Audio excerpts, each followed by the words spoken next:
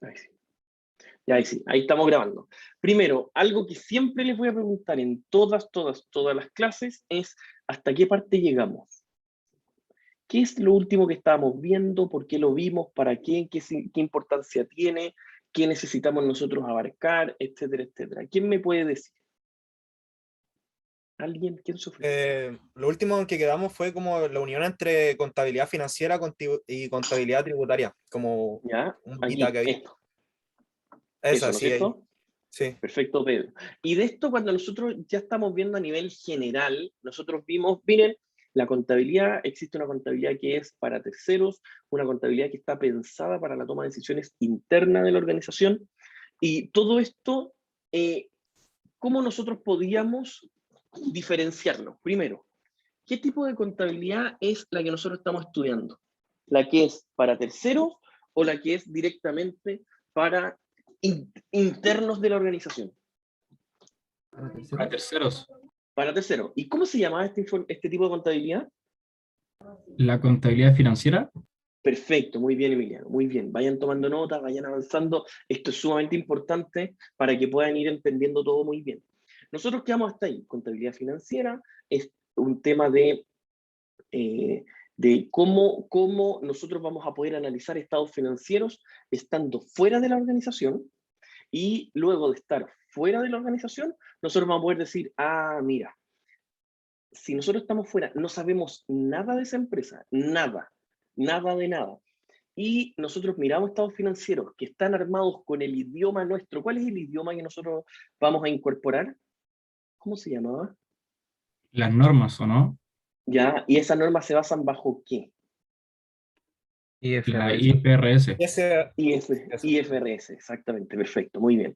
Muy bien, eso es lo que quería. Entonces, nosotros vamos a tener este idioma común, que es IFRS, y este idioma común es para poder crear y armar estados financieros para la contabilidad financiera, no contabilidad administrativa.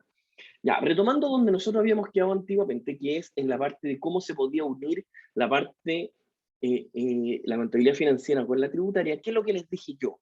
¿Por qué la contabilidad tributaria es importante conocerla nomás, saber que existe? ¿Por qué? Porque ¿Cómo involucra llegamos? solo al fisco.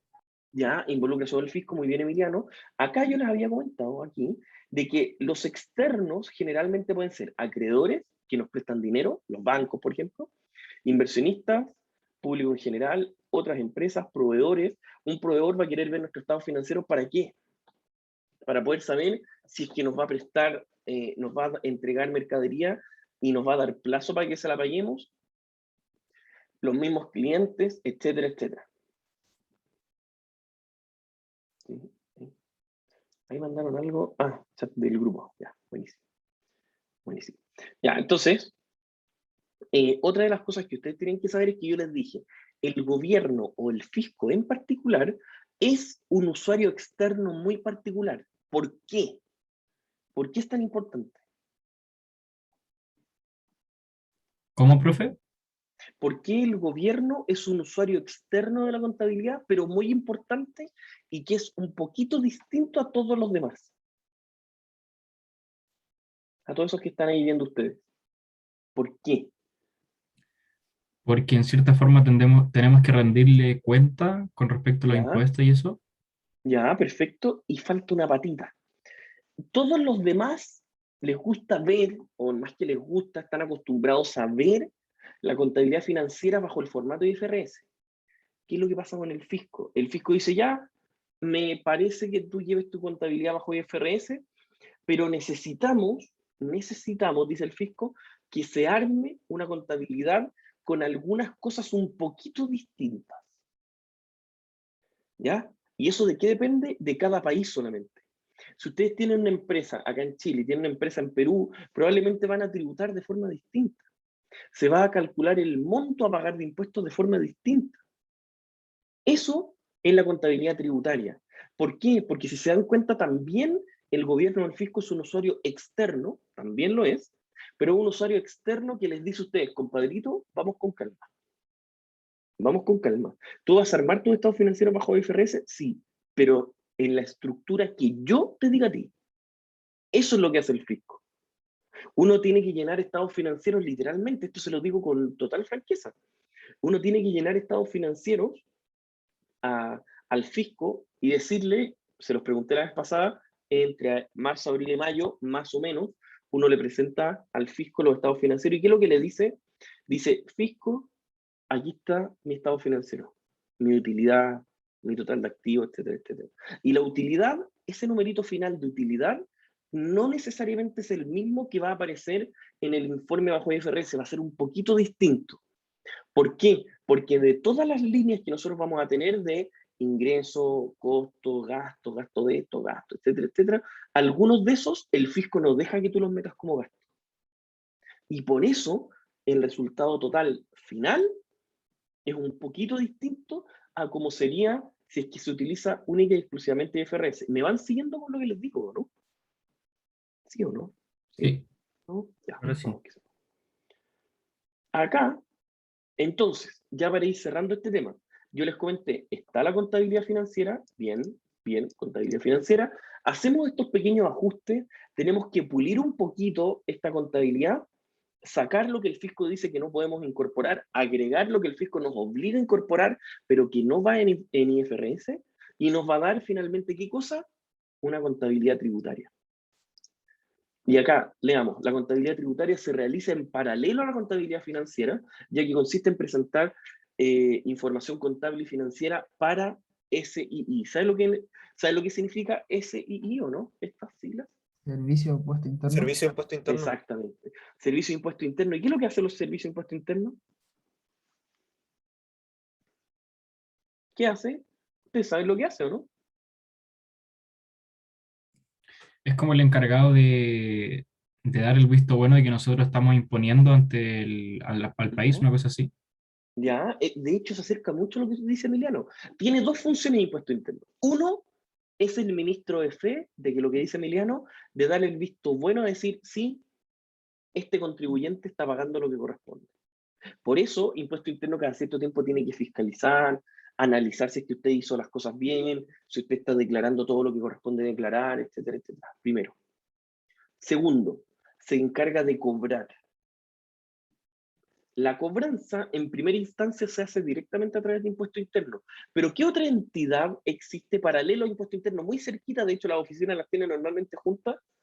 ¿Qué otra entidad aquí en Chile existe? ¿Otra organización? ¿Que es parecida a impuesto interno? No de nombre, pero en funciones sí. No sé, ¿No profe, saben? no. ¿No? Tesorería General de la República. La tesorería se encarga de que si usted impuesto interno le dijo, oiga, a usted Emiliano, me tiene que pagar tanto, uno va y le puede pagar impuesto interno. Bien. Pero si impuesto interno no puede cobrarle usted, impuesto interno no se va a hacer problema. Le va a decir, estimado compadrito, no se preocupe, tome, vaya a tesorería. Y en tesorería uno puede pagar en cuotas, repactar, hacer un abono o pagar al contado, lo que uno quiera. Esa es la forma en cómo funciona en nuestro país, por lo menos. Ya, listo. Eso es como yo creo que no sé si veamos mucho más allá de la parte netamente tributaria y funcionamiento tributario en todo el curso. Sigamos avanzando.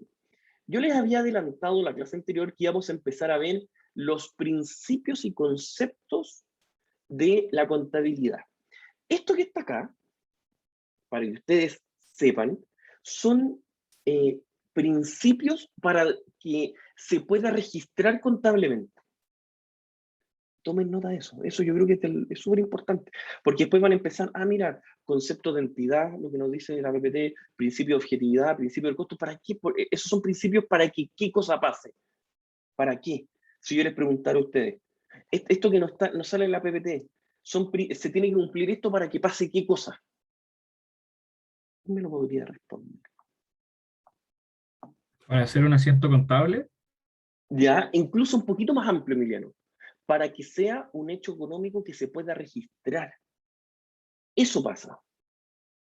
Se los digo porque he tenido alumnos que de repente me dicen, profe, ¿y para qué se usa esto? O sea, una vez que se dice que sí, ¿qué pasa?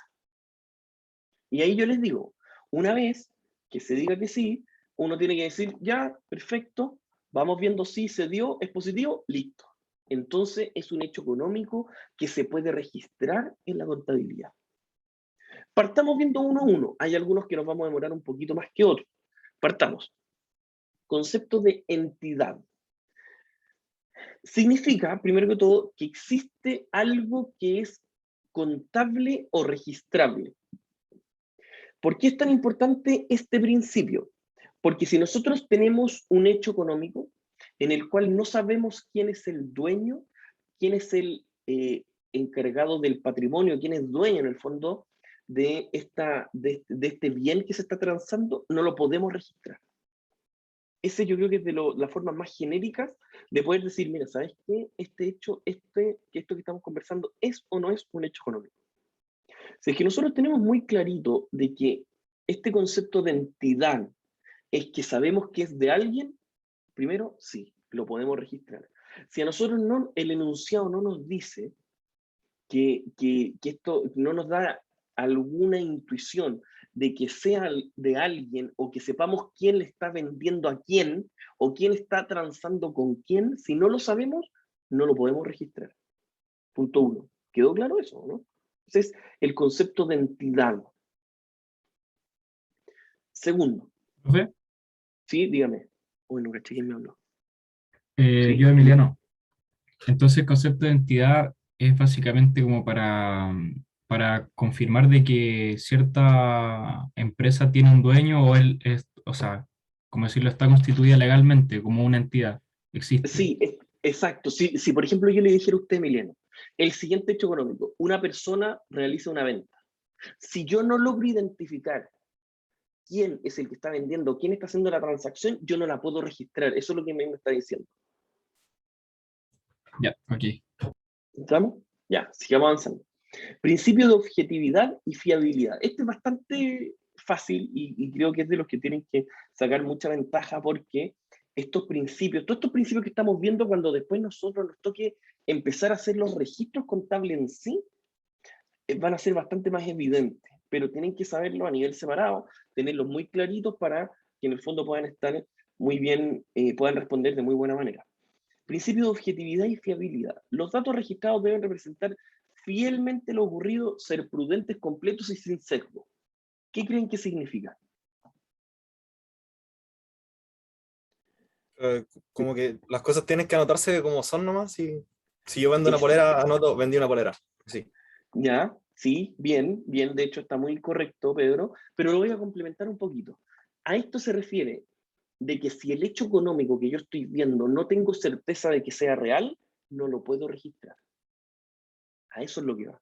Si yo les pongo un enunciado o en algún control, prueba o evaluación en general, no, perdón, un paréntesis, no les he dado la fecha de los controles, ¿no es cierto? ¿O sí? No, todavía no, profe.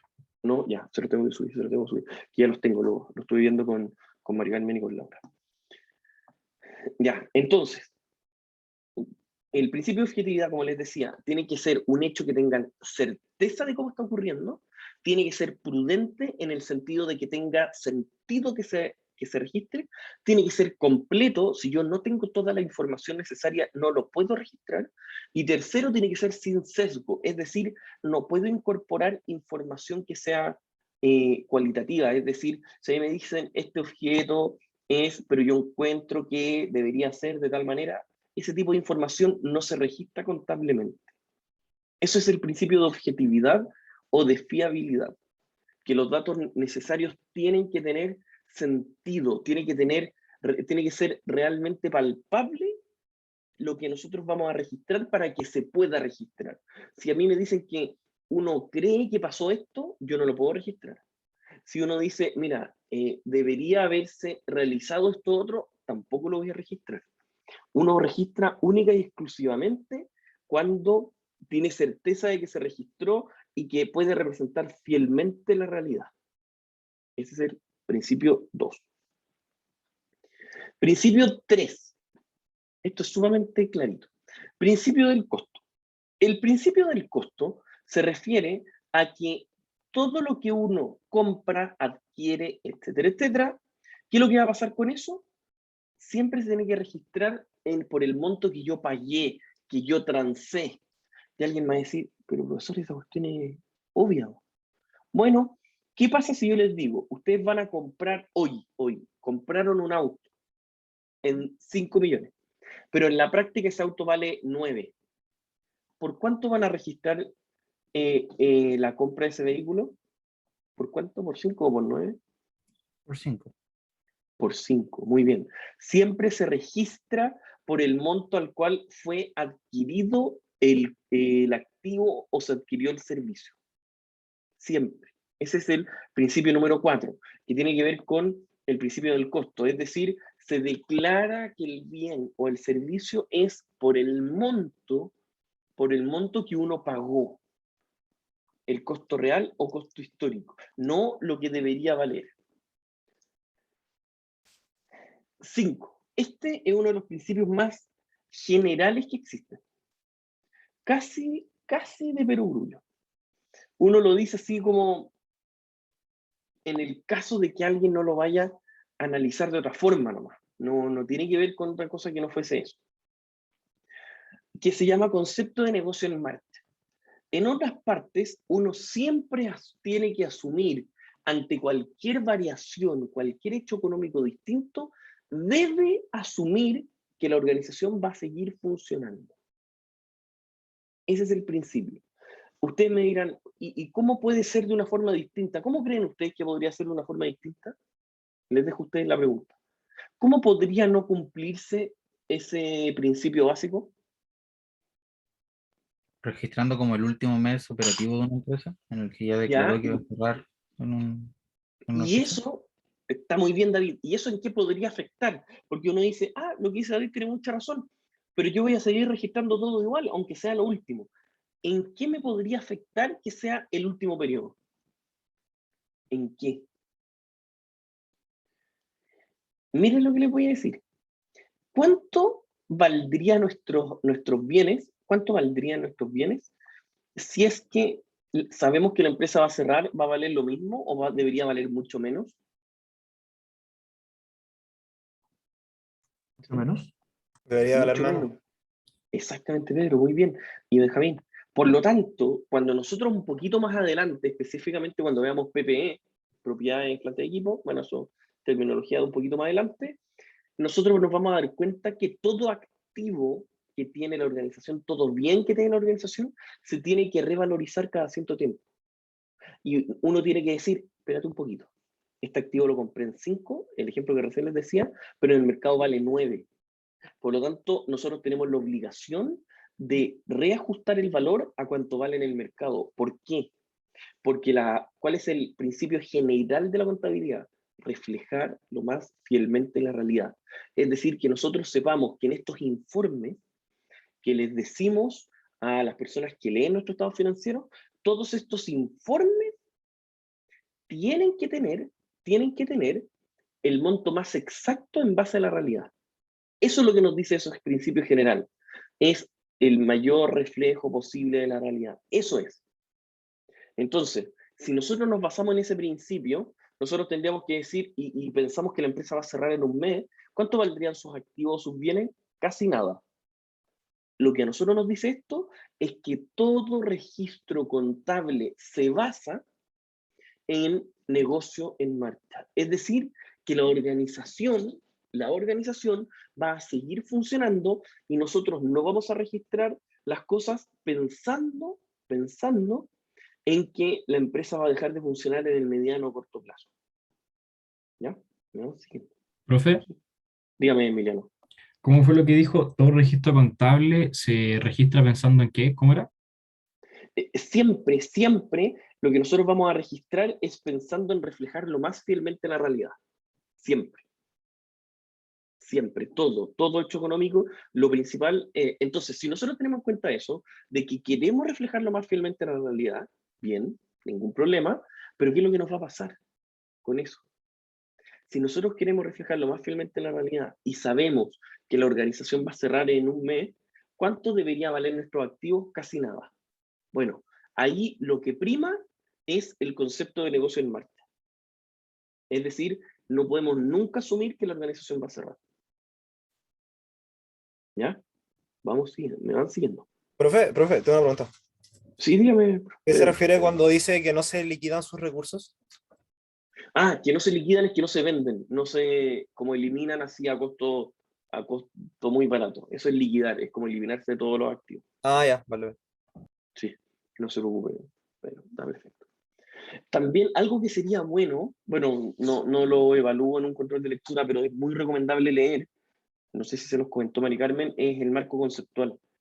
No sé si les comento. Sí, sí, nos dijo. ¿Sí? Ya, buenísimo. Ya, sigamos avanzando. Otro de los principios es el concepto de unidad monetaria estable. ¿Qué creen que significa eso? ¿Sí? ¿Qué creen? ¿A qué nos podemos referir? Principio de unidad monetaria estable. Que basan los negocios y el precio de los bienes según un valor universal y no según cómo se fluctúa la moneda. Ya, sí y no tanto. Ahora se los voy a explicar. Si es que lo que nosotros estamos adquiriendo, ojo, lo que estamos adquiriendo, comprando, vendiendo, etcétera, está en una unidad monetaria que no tenemos certeza de su valor real por variación de tipo de cambio, por ejemplo, no lo podemos registrar. Si nosotros adquirimos algo en una moneda que no tiene sentido de transformación con la nuestra, no lo podemos registrar. No sé si quedó claro. Estos son principios relativamente básicos. Bueno, en realidad son conceptos y principios básicos para los cuales uno puede decir, pero deberíamos registrar todo hecho económico. No todo. Los que hacen que esto no se cumpla, no los podemos registrar. ¿Ya? Ese es el concepto de unidad monetaria estable. Luego, principio de devengado. Acá nos vamos a demorar un poquito porque el principio de devengado es una cuestión compleja. Compleja. ¿Alguien ha escuchado antes lo que es el principio de devengado? ¿Sí? ¿No? ¿No? El principio de devengado significa... A ver, voy a poner la mesa.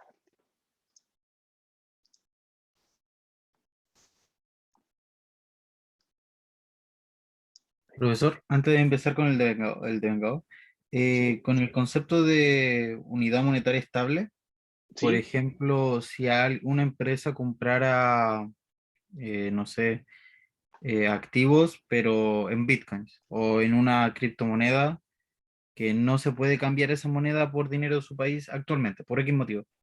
¿Sí?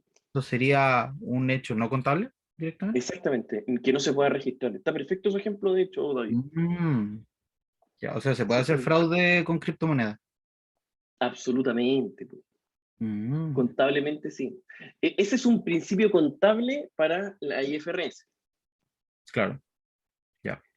Está muy bien. Ahora vamos al principio de devengado.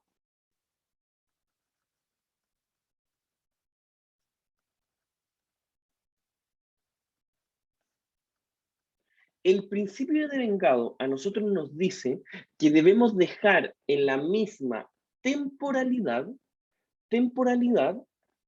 todo lo que se haya realizado. Es decir, miren lo que va a pasar. Nosotros vamos a tener, y esto ya nos empieza a armar un poquito la cancha de cuáles son los principios contables generales. Si nosotros tenemos un informe,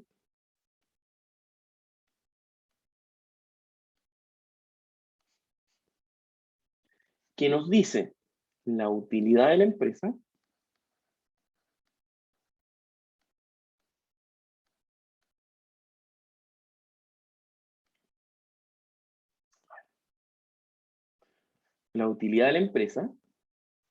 lo primero que nosotros tenemos que saber es decir, a ver, compadre, espérate un poquito. ¿Qué cosas yo voy a reflejar como ventas?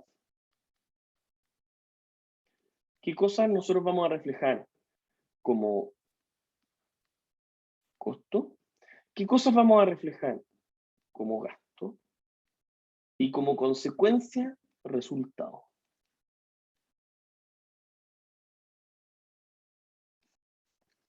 Si nosotros queremos tener muy claro de que este reporte, este informe que se llama, este informe puntual se llama Estado de resultados.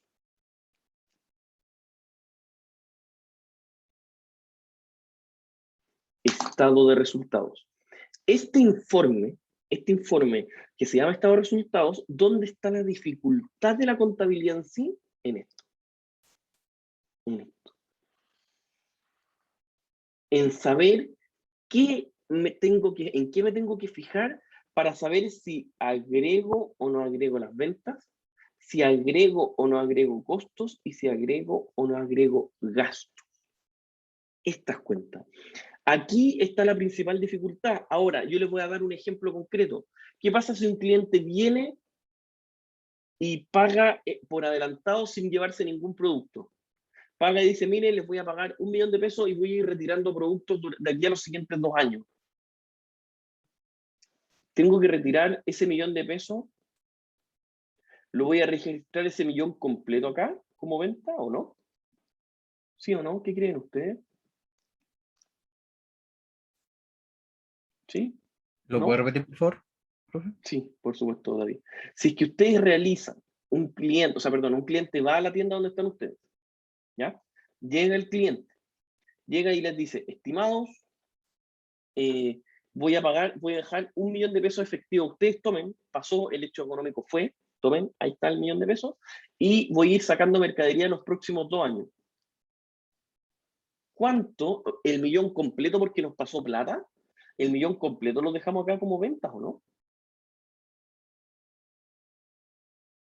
Yo diría que sí, profe, pero no sé si estoy bien. ¿Ya? Eso es lo que quiero que ustedes vayan interiorizando. Alguien podría decir, sí, mira, sí es venta porque nos pasó el efectivo.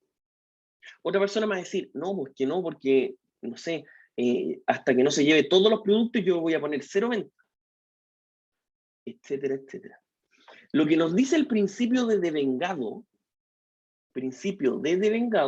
es lo siguiente. Nos dicen, compadre, vamos con calma. Vamos con calma. Vamos a dejar registrado como ventas para armar este reporte. Imagínense lo sensible que es. De que eso que les acabo de preguntar es un ejemplo muy chiquitito, muy básico, en el cual nosotros tenemos que tener muy claro y decir, a ver, espérate, ¿qué cosas están incorporadas acá en las ventas? ¿Qué cosas están incorporadas en el costo? ¿Qué cosas están incorporadas en el gasto? No sé. Y para eso tenemos que tener una rayada de cancha y decir, ya cabrón, algunas cosas que cumplan con ciertas características las vamos a dejar reflejadas en venta. Algunas cosas que cumplan ciertas características las vamos a dejar reflejadas en costo. Y otras cosas que cumplan ciertas características las vamos a dejar en gasto. Y si no, no las vamos a dejar en gasto, no las vamos a reflejar como costo ni como venta. Las vamos a reflejar de otra manera, pero no van a ir en este informe. Y eso es lo difícil en este curso. Eso es lo complicado de la contabilidad.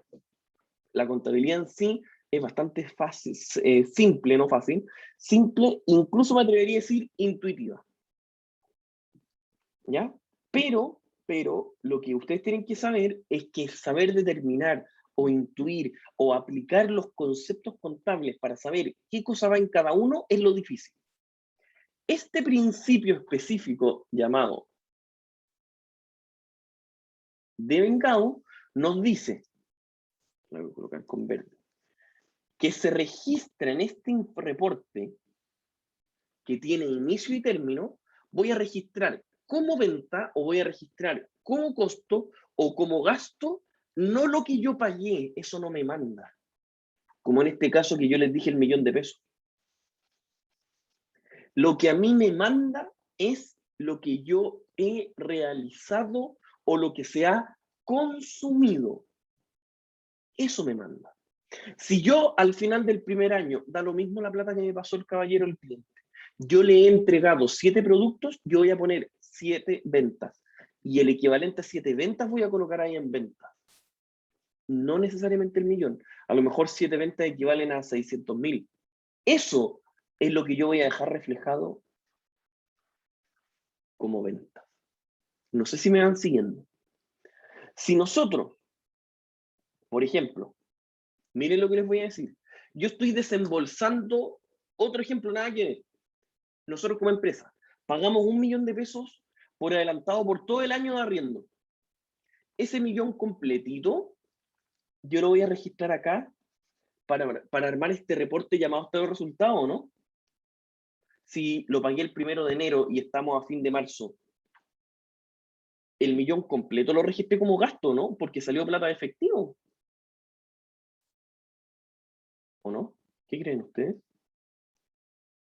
¿Sí? ¿No? No, No, exactamente, Emiliano. ¿Por qué? Porque aquí lo que manda, lo que prima, es el principio de devengado. Es decir, nosotros tenemos que tener muy en cuenta de que acá vamos a reflejar lo que se consume. Si nosotros estamos de enero a marzo, significa en un lugar de arriendo, significa que se han utilizado o consumido 3 meses, no el año completo. Por lo tanto, ustedes van a tener que reflejar como gasto, lo consumido. Les doy el ejemplo al revés. Al revés. ¿Qué pasa si ustedes el 1 de enero se van a vivir una parte o la empresa arrienda en una parte y ustedes no pagan ningún peso hasta final de año? ¿Cuánto deberían registrar en su informe de enero a marzo? ¿Nada? ¿Porque no han pagado nada o no? ¿Qué creen ustedes? ¿Sí? ¿No? ¿Más o menos? Profe, O ¿me lo sea, repite? Sí, por supuesto, Dani. Si es que ustedes llegan a la empresa arrienda un lugar, David, lo arrienda el 1 de enero. Y a final de marzo usted tiene que armar los estados financieros, es decir, tiene que armar este reporte en donde usted va a tener que decirle al dueño, dueño, mire, aquí está el estado de resultados. Puse esto en venta, esto es costo y esto en gasto. Usted, David, va a colocar como gasto 0 pesos por no haber pagado nada, ¿o no? Oiga, pues David, pues, Estoy pensando, es que, pero ¿qué día? ¿Al final de marzo? el final de marzo, no hemos pagado nada del arriendo. Mm, No sé, profe. ¿Sí? Bueno, el principio de devengado, no se preocupe, para eso estamos. El principio de devengado nos dice, David, de que usted debe registrar como gasto todo lo que se ha consumido, aunque no se haya pagado. Ahí Ya. sí, Sí, ahí sí. ¿estamos claros de ahí? Ese principio es fundamental, porque ese principio es el que nos va a mandar todo lo que pase en este reporte, que es el reporte base, el reporte inicial, llamado estado de resultados. Significa todo lo que yo... ¿Sí, Jesús? Profe, entonces en el ejemplo que usted dio antes, ¿Sí? dijo algo vendíamos y ¿Sí? quedaban como 600 lucas, ¿Sí? pero ya no habían pagado el millón antes. ¿Sí? Igual tenemos que poner el millón, aunque hayan No, po. consumido menos. Exacta, está muy bien su pregunta, Jesús. Nosotros vamos a registrar como venta solo lo que le hemos entregado. Lo demás no es venta, porque yo Y lo todavía otro no he lo hecho la ponemos, transacción. y lo otro lo ponemos en por ¿Cómo? cobrar. Al revés, ingreso por adelantado. Ah, ya.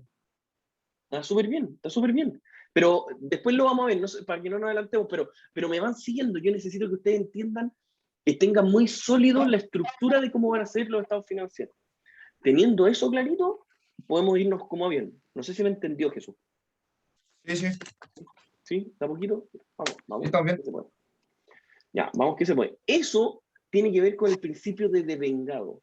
Vamos a registrar como ingreso o como gasto todo lo que se realice, todo lo que se consuma, ¿ya? No necesariamente lo que se paga o lo que nosotros paguemos. Volvamos a nuestra PPT.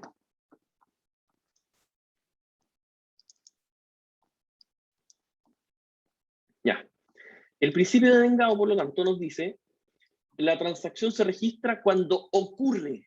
Ese cuando ocurre, por si alguien quiere tomar notas, que esto es fundamental, que vayan tomando a poquito notas de todo lo que yo les voy diciendo, es cuando algo se consume, como el arriendo, el recién ejemplo que les dije, eso se consumió. Ahí lo registro como gasto, no cuando lo pagué, primero. Segundo, exactamente lo mismo pasa con las ventas. No cuando a mí me lo pagan, cuando yo entrego el producto, ahí estoy realizando la transacción de venta. Antes el cliente me entregó dinero por adelantado, pero yo no he realizado venta. Entonces mi estado de resultados no tengo por qué incorporar eso como una venta.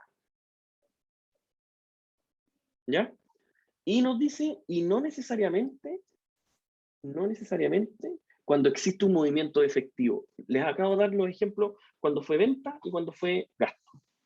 Me van siguiendo, ¿no? Pucha, espero no perderlo. Yo sé que es tarde, pero... ¿Sí? ¿No? ¿Me Sí, van sí, siguiendo? profe, súper bien está escrito. Digamos, súper. Profe, Ya, vamos que se puede.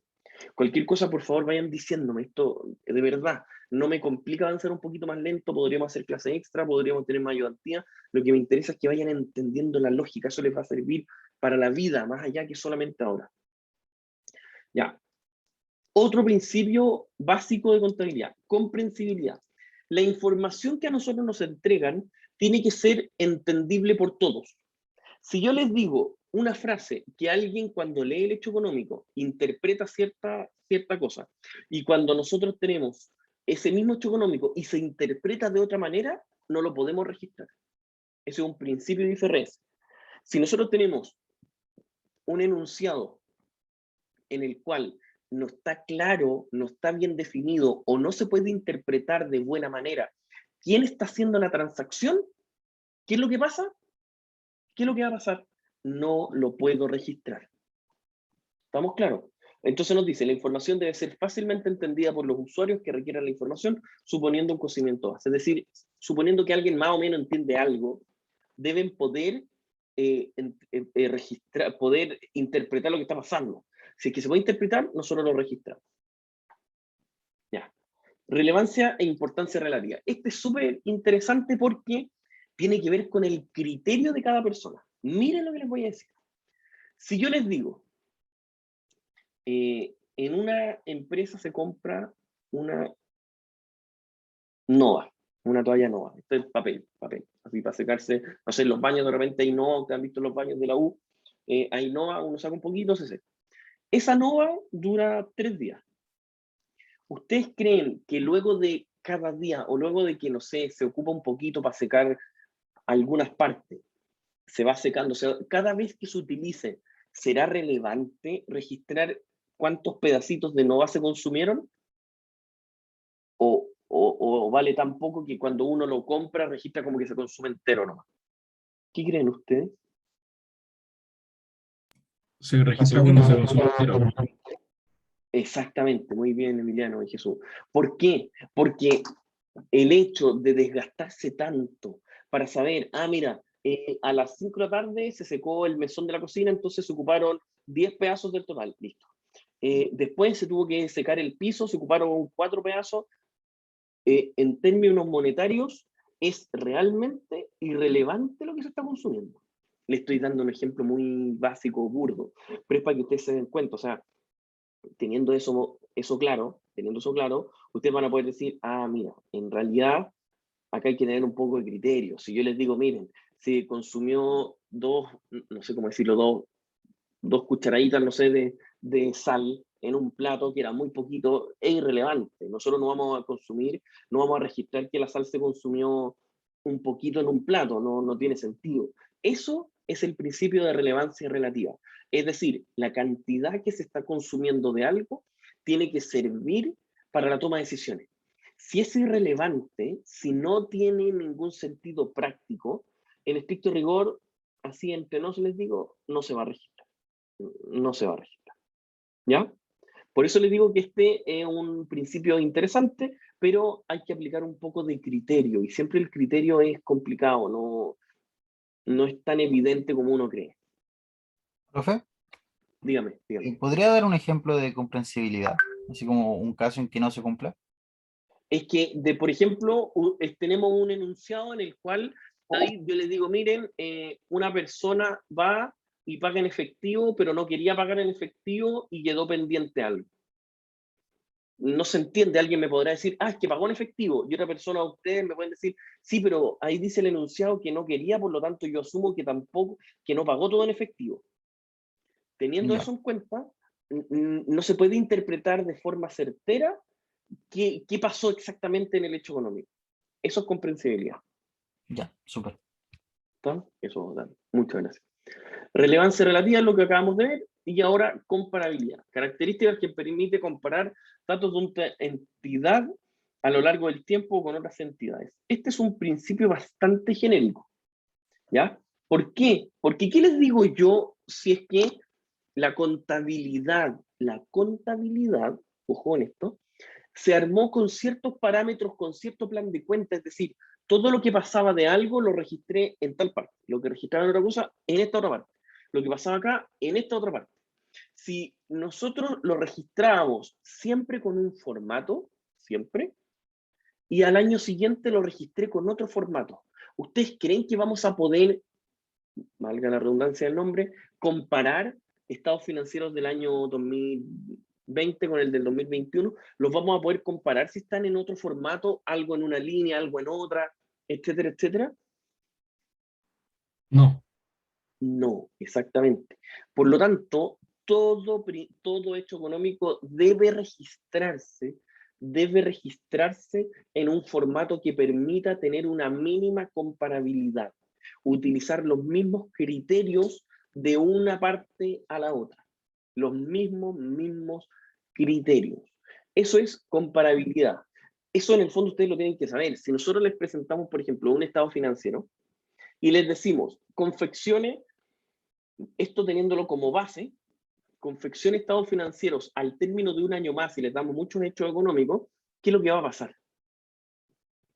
¿Qué creen ustedes que va a pasar? Van a tener que registrar todos los hechos económicos, volver a hacer los estados financieros incorporando esos hechos económicos y ustedes, ese estado financiero final debe tener el mismo formato que el que era inicialmente. ¿Por qué? Porque es un principio contable, la comparabilidad.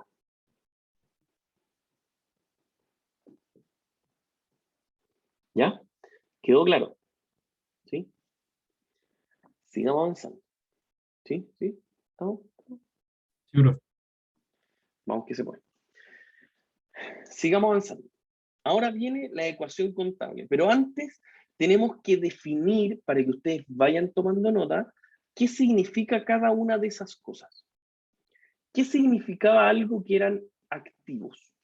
Si yo les digo, la empresa tiene activos, ¿qué significa?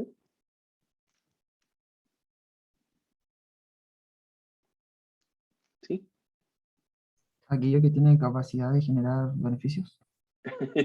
Sí, efectivamente, muy bien, Benjamín, lo que dice ahí, pero con sus palabras, ¿qué es lo que es?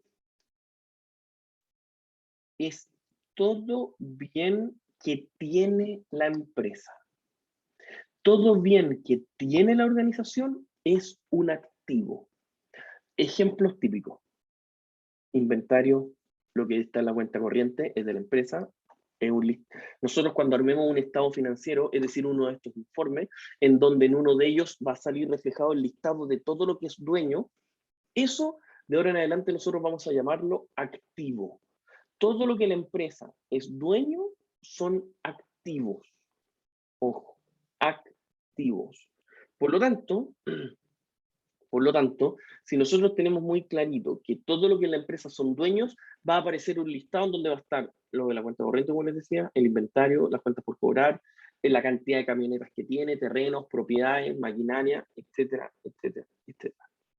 Eso de ahora en adelante van a ser los activos. Y por defecto, tal como decía Benjamín y que aparece en esta diapositiva, son todos los recursos económicos que esperan que generen algún tipo de beneficio futuro. Eso es por definición. Luego van a existir los, comillas, pasivos. ¿Qué son los pasivos? ¿Qué creen ustedes? ¿A qué les suena esto? Pasivos.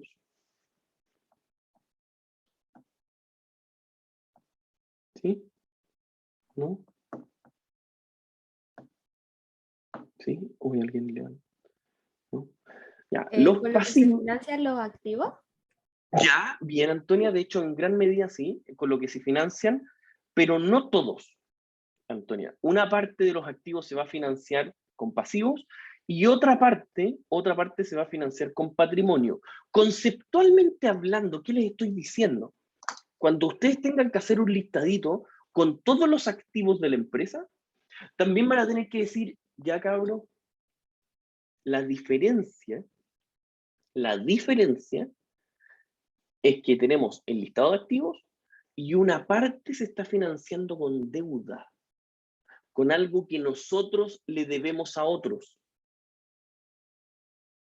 De esa manera, si nosotros sabemos que nosotros tenemos, no sé, como les decía, cuenta corriente, inventario, no sé, camiones, terrenos, propiedades, maquinaria, en total eso suma, no sé, 50 millones de pesos.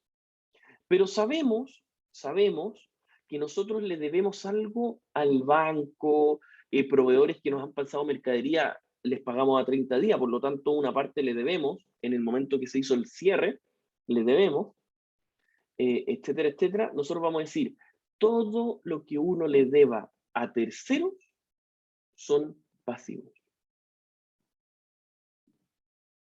¿Ya? ¿Quedó claro? Y la diferencia, por eso siempre se lo explicamos al final, si nosotros sabemos que 50 millones es todo lo que la empresa es dueña, primero. Segundo, si nosotros sabemos además que debemos a tercero, no sé, 15 millones, entre lo que le debemos al banco, le debemos a proveedores, debemos, etcétera, etcétera, etcétera, la diferencia que creen que es lo que va a ser, patrimonio. Y las cuentas patrimoniales son, por ejemplo, aportes directos que ha hecho la empresa, aportes indirectos, por ejemplo, retener utilidades.